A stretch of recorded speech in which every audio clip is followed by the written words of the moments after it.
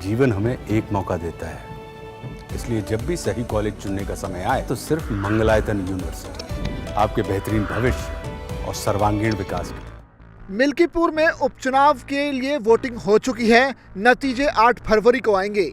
यहां बीजेपी जीत का दावा कर रही है, लेकिन इसी बीच समाजवादी पार्टी को मिल्कीपुर में अब हार का डर सताने लगा है।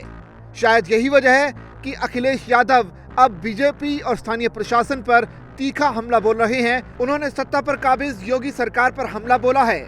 उन्होंने कहा कि लोकतांत्रिक प्रक्रिया को कमजोर करने और अयोध्या में मिल्कीपुर विधानसभा उपचुनाव में धांधली करने का आरोप लगाया है। सपा नेता ने चुनाव आयोग से कार्रवाई की भी मांग की है। सपा के द्वारा जारी एक बयान में अखिलेश यादव ने दावा किया कि पुलिस प्रशासन का रवैया अलोकतांत्रिक रहा। दर्जनों बूथों पर समाजवादी पार्टी के बूथ एजेंटों को डराया और धमकाया गया।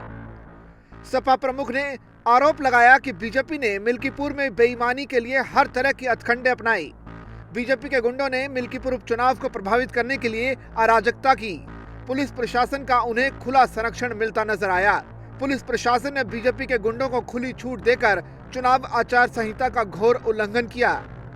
अखिलेश यादव ने आरोप लगाया कि पुलिस प्रशासन ने वोटर्स के बीच डर का माहौल बनाया।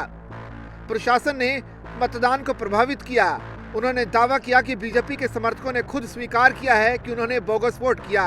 अखिलेश यादव ने कहा कि फर्जी मतदान करते हुए कुछ लोगों को समाजवादी पार्टी के प्रत्याशी अजीत प्रसाद ने खुद पकड़ा है।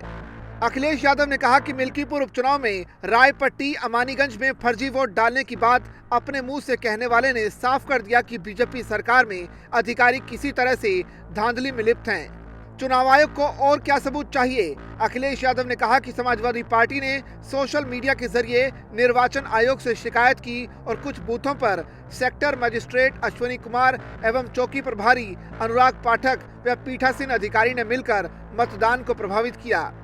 उन्होंने दावा किया कि मिल्कीपुर विधानसभा उपचुनाव में कई मतदान केंद्रों पर समाजवादी पार्टी के एजेंटों को बाहर कर दिया गया।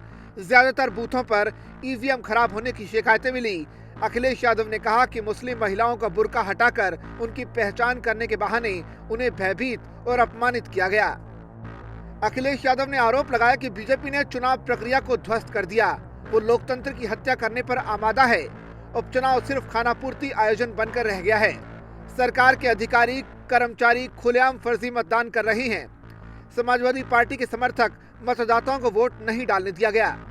मिल्कीपुर उपचुनाव समाजवादी पार्टी और बीजेपी के बीच प्रतिष्ठा की लड़ाई बन गया है, क्योंकि ये सीट राजनीतिक रूप से महत्वपूर्ण अयोध्या जिले का हिस्सा है।